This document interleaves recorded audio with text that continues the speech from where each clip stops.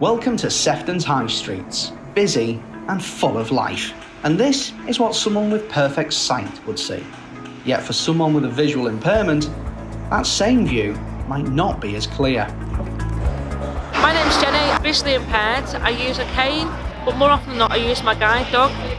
Street furniture as a whole really, whether it's pavement cafes, bollards, A-boards, and we're not the fact that they're there, it's more where they're positioned.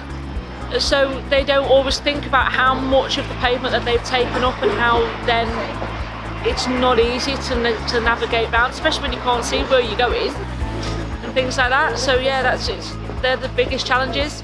Pavement cafes are a great thing.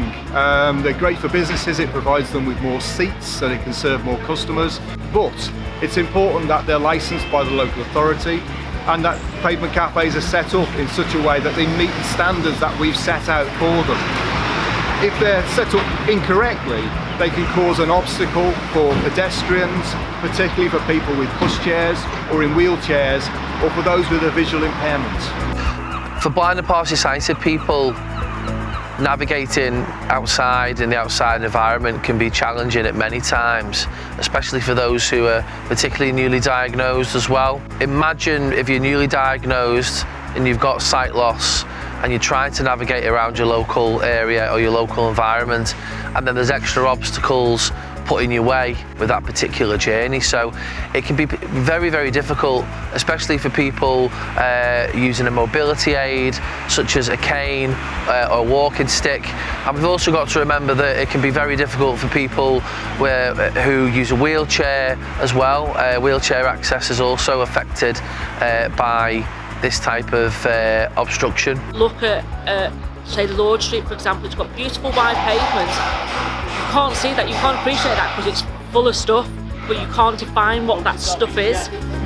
As a bid and as a business community, we're extremely passionate about ensuring that Southport's town centre venues and spaces are accessible to and open to everyone. The guidance set out can often be seen as a barrier, but actually it's the opposite. If you make sure the guidance, the best practices in place for your business, you're actually opening the doors to all customers at all times.